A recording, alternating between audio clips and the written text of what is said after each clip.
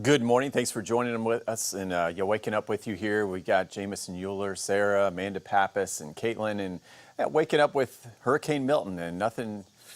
Yes, not much has changed since we went to sleep here. So we got winds now up to 160 miles per hour sustained, moving northeast at 14 miles per hour, and there's that pressure at 907 millibars. And the pressure with this, when you see a pressure that low, that's never a good sign. So as we've been talking, as this makes a move toward Florida, a lot of the models have come in pretty good agreement that we will see a landfall in the Tampa Bay area, especially as you head toward areas maybe a little south of the mouth of Tampa Bay. So we'll continue to watch that track. But at this point, with a powerful storm like this, it looks like just unfortunately major impacts for all of us here in Tampa Bay, not only for us, but all the way down into South Florida, Central and North Florida to the East Coast, because Milton's so powerful, it's going to hold together as a hurricane as it crosses. In fact, it likely will be a Category 4, it looks like now, as it moves toward Tampa Bay, Bradenton, Sarasota, watching you carefully, and then making that move to the East Coast could hold together, maybe even as a Category 2 by the time it heads to the east. So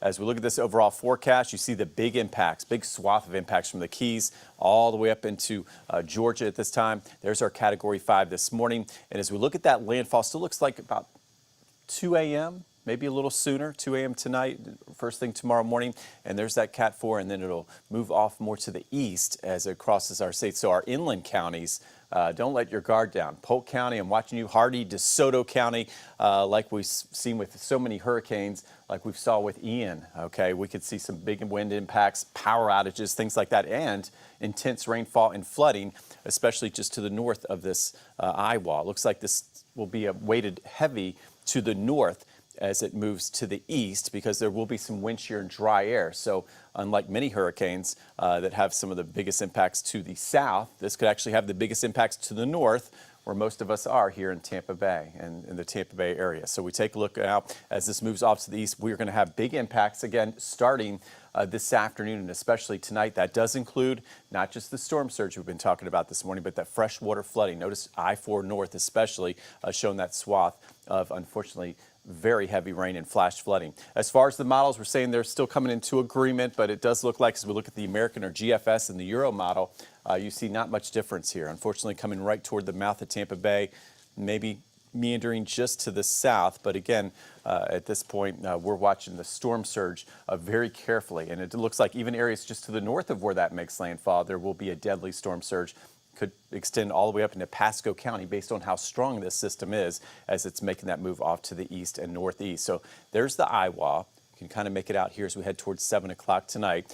And meteorologist Amanda Pappas is here, and she's going to take us through this depiction here. And this is what the radar, one of our models that shows what the radar will look like at 7 o'clock tonight, Amanda. Yes, exactly right, Mike. So what we see, Futurecast, we want to give you a heads up. Heading into right now, we do see that there is no major storm right now outside. We see more of that lighter drizzle on radar, but those stronger storms, the bands of rain and wind, will start to kick up heading into later this afternoon into the evening hours. Conditions will deteriorate after 6 o'clock. You can see all this red here. That's the eye wall. This is getting to our closest approach right around 9 o'clock. You can see the system is pushing into our area. Take a look at the tons of rainfall to the north of this system. This is going to cause freshwater flooding, not just for us here locally, like Mike was mentioning. We're talking about Polk County. We're talking about all the way to Orlando and even towards the East Coast for Daytona Beach. They're going to be seeing a lot of this rainfall leading to flash flooding. The system will gradually then continue to cut across the state, like we've been saying,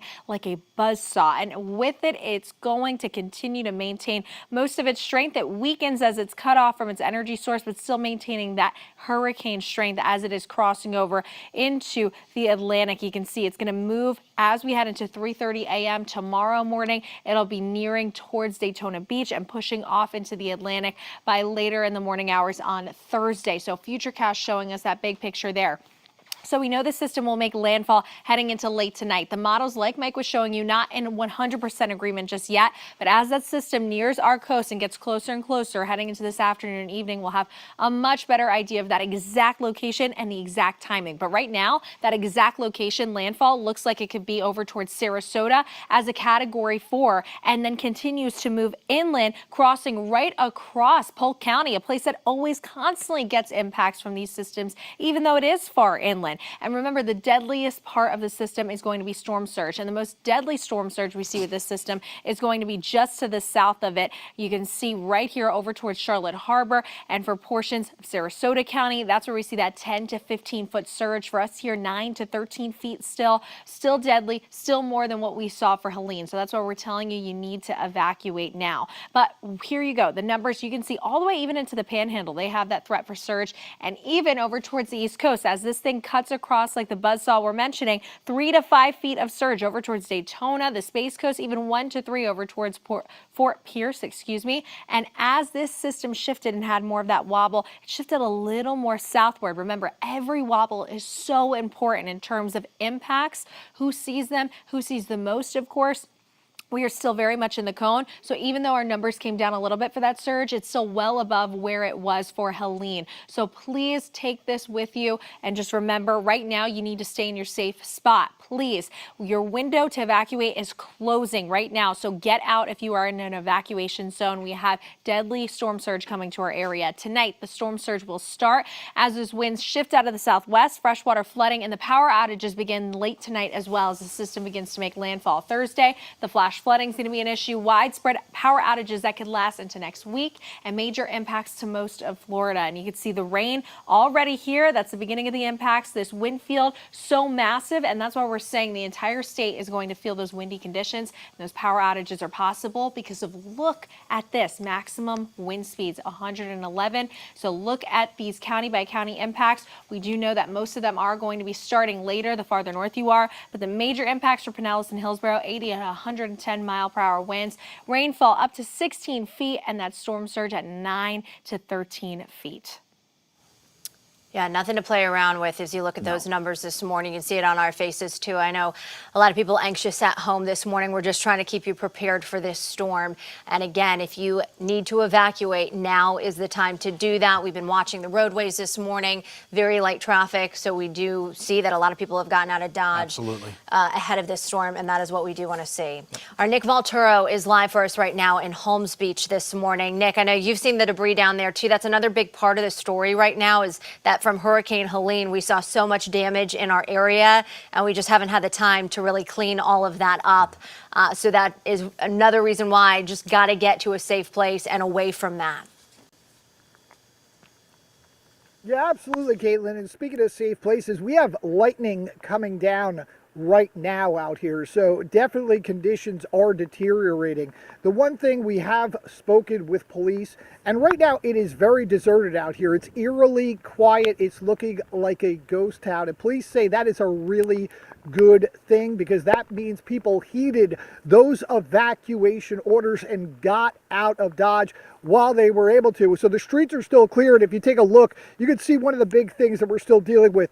These mountains and mountains of sand that washed out from the beach are still piled up over on this side, and on the other side you just see these enormous piles of debris, from cabinets to glass tabletops to mattresses. And of course, when we're talking about those high gusting winds, those high sustained winds, this is one of the biggest concerns. So of course, police are extremely happy that people have heeded those evacuation orders and got out of here before these conditions got even worse. For right now, reporting live in Manatee County, Nick Valturo, 10 Tampa Bay. All right, Nick, thank you so much. And if this track holds up, Holmes Beach is going to be doing a lot more cleaning up after Milton is long gone. Before we go to break, we want to show you this number. You can get county by county emergency information by texting the word HOME to 727-577-8522. I'll give you a second to pull your phone out and take a picture of this number if you need it. Again, text the word HOME to 727-577-8522. We'll send you a link straight to your phone with all of the information that you will need. 10 Tampa Bay will be back right after this.